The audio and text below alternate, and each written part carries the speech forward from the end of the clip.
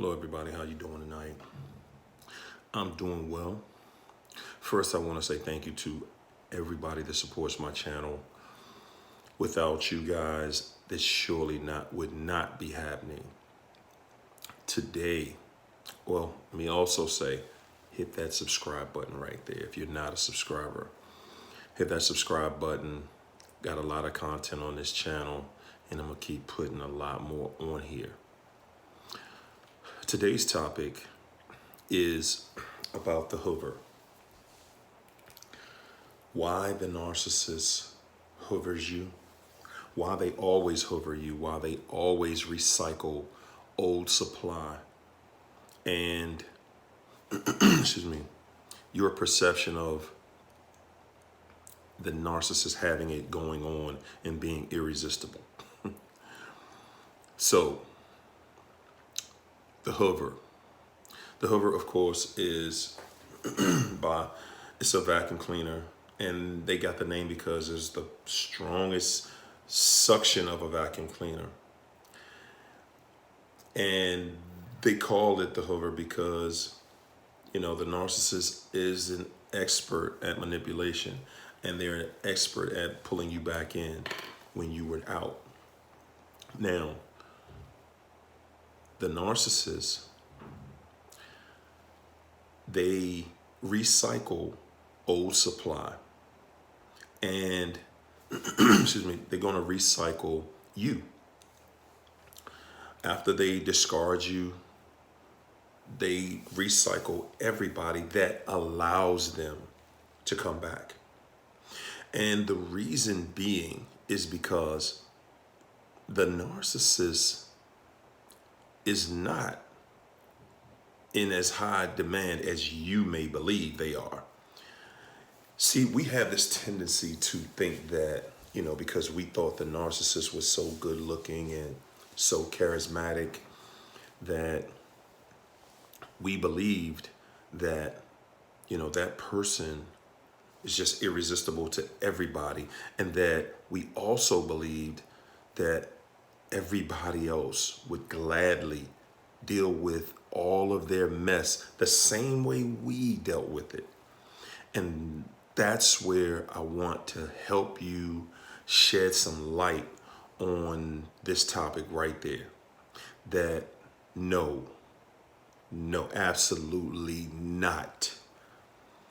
No one is giving your ex-narcissist a pass. No one. They were only special to you. Now, I get what you feel that, they've gone on to a new supply and they look happy and all of that stuff, That's typical, and they all do that. Excuse me, but I want you to think about the energy that comes with a narcissist and the energy that they bring from leaving one entanglement and going directly into another one. That's energy that they're taking with them. They didn't take a break. They didn't resolve a situation with someone. They didn't dissolve it. They just said, I'm doing both of y'all and I'm rolling with this one right now, but I'll be back. That's basically what a discard is for a narcissist anyway. They're just rolling with somebody today. They'll be back. Again, they'll be back because the narcissist is going to destroy every entanglement that they ever get in. Any type of relationship they get in, they're going to destroy it. They're going to destroy it because the narcissist just cannot thrive in a peaceful situation. A narcissist likes to be around people that they can put other people down. They love to backbite and backstab. They are the biggest backstabbers, backbiters you're ever going to find. See, the narcissist, what they will do is, especially like to their friends or people, or so-called friends or people around them, anybody, their spouse, it doesn't matter. They like to pit people against one another. And the way they do it is they'll tell one person, they'll be talking to one person, and the only thing, see, a narcissist has a small mind, a mentality of confusion. So they're only talking about other people. They're really not interested in world events and, deep thoughts. They're not really interested in, conversations that add up to making you a better person. They're more interested in how they can tear somebody down and the gossip on other people and stuff like that. So what they will do is, they will have a conversation with you, or not you. I would say they will have a conversation with one of their flying monkeys. And that whole conversation is about the rest of their little crew, you know, somebody in the crew or several people. Well, they'll get information from one of the flying monkeys, and then they'll go back to the person that they were talking about. And trust and believe, the narcissist instigated, all of this stuff, all of the talking about the person and everything. And they'll go back to the other person and tell the other person what this person said, just to pit that person, just so that everybody's loyalty is to the narcissist. They do the same thing in families. A lot of times people don't understand how a narcissist is able to get family members, to go against you, again, get your family members against you or your children against you. Well, what they do is, one of the things that they do is they talk to that family member or that child. Well, I'm going to talk about the family members first. What they'll do is they'll have a confidential situation, with a conversation with you. And you may say something, we're going to go over to my aunt's house. Please don't say anything because she can't cook. We're going over there for the holiday or whatever. And I'm just being hypothetical. So because that's your spouse, you're thinking, you're just talking. You're not talking to degrade your family member. But see, what the narcissist will do is, they'll get into somebody's ear. They may go right to your aunt and say, the food was good, even though so-and-so told me that it was going to be nasty. It was really good. See, that's the type of stuff the narcissist does to make your own family. That's how they get your own family members to go against you. Because now your family members looking at you like, oh, so you telling your so-and-so that I can't cook? And don't think that they limit their conversation to being truthful. There's nothing about a narcissist that says that they have to be truthful at any given time. At any given time, nothing. So, and another thing, well, let me just go to maybe, let's talk about the children. One of the ways that they pit your children against you. One of the ways that a narc will pit your children against you is you may be talking. Both of you may be talking or having a conversation, and you may say, I'm really worried about, one of your children's grades, or, this guy or this kid has to get it together. She's this and she has to do that. And I don't know what she's thinking about and blah, blah, blah. See, the narcissist, what they'll do is the conversation you had in confidence. The narcissist may even record your conversations. They'll go to the child and they'll tell the child what you said. And then they'll pit you against the child against you. And you don't even know it. Because they're going to tell the child, Nat, this is our secret. This is our little secret. So you can't tell, because your dad or your mom will be angry. So this is our little secret. So they bind and they triangulate right in the home right with your family, right with your friends. They do the exact same thing with your friends. They'll try to befriend your friends so that they can manipulate. Everything with the narcissist is all about manipulation. Everything is about manipulation. And as they manipulate, see, as they tell things that are small, those things start to turn into bigger things. See, that what they did was they planted a seed.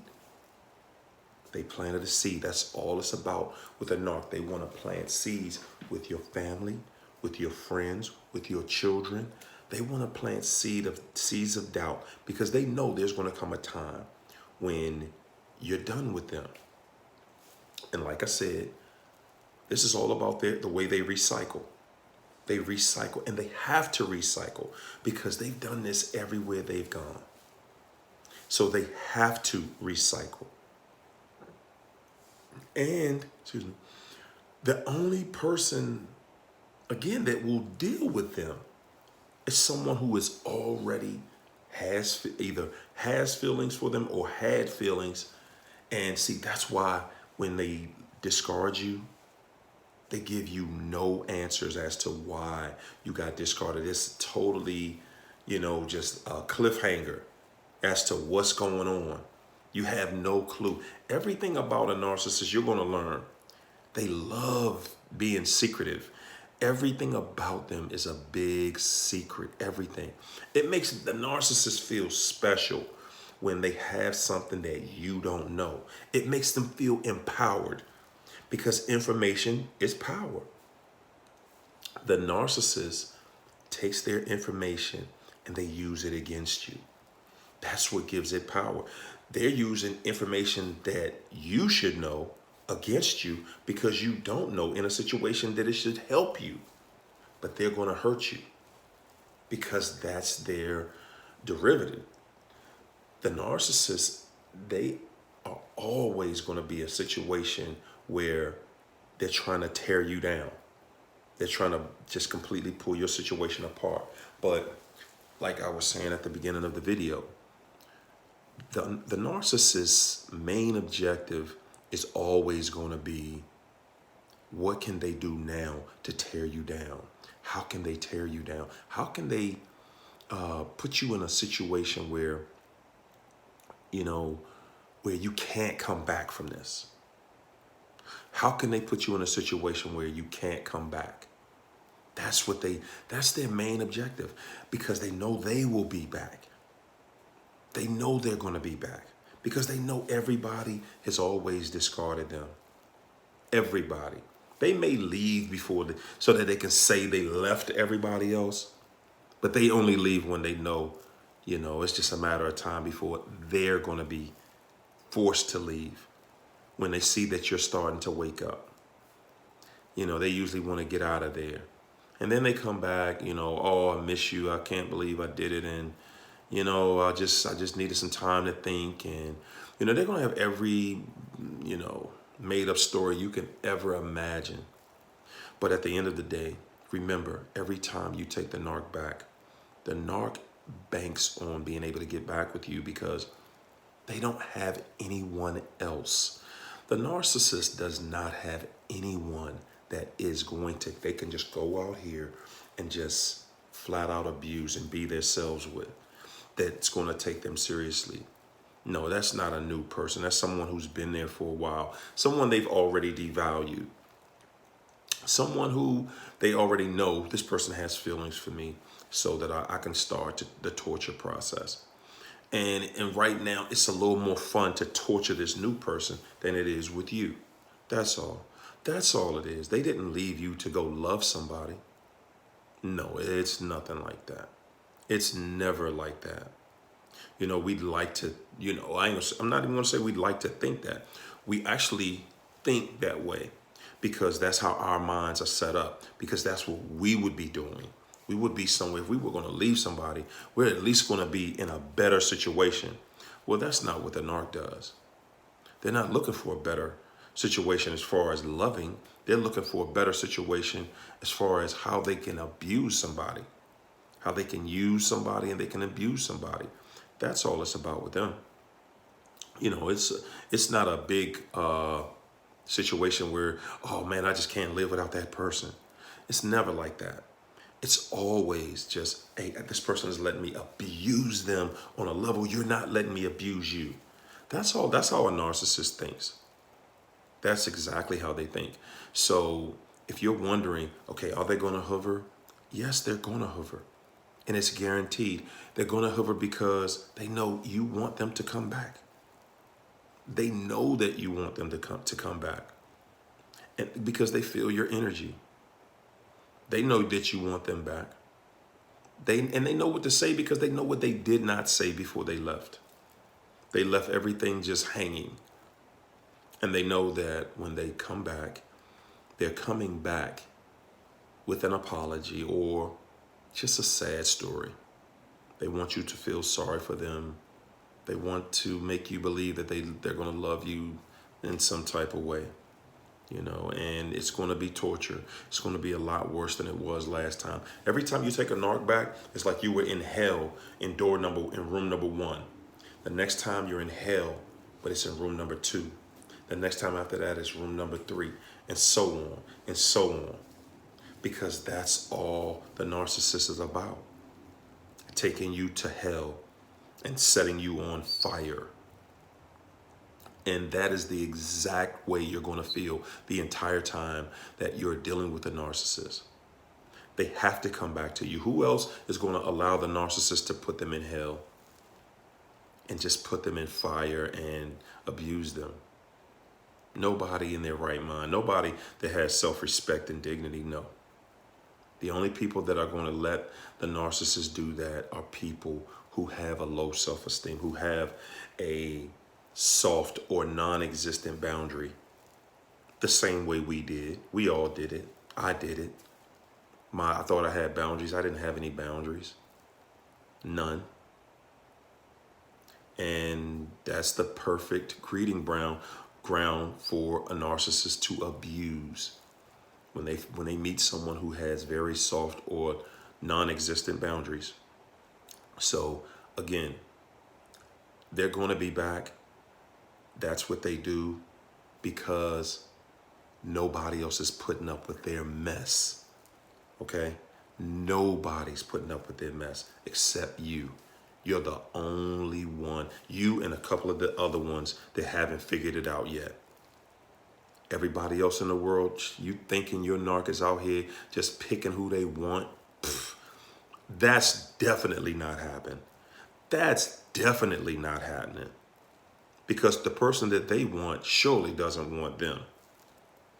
The narcissist has to pick people that will deal with them. Okay? And then after the person gets to know them, like, oh my gosh, like get real. Get real. Hey guys, that's my video. Again, I want to thank everybody who supports the channel. If you're a new subscriber, hit that subscribe button. Hit the bell so that you can get notifications. I put a video out just about every day. I'm also on Facebook. I have a Facebook group. My Facebook group is called Narcissist Anonymous 101, the Empath Tribe. Excuse me. I have an Instagram and it is on my home page right here on YouTube. You can follow me. I want you guys to follow me on YouTube. I'm doing something big. It's going to be beautiful. You're going to love it.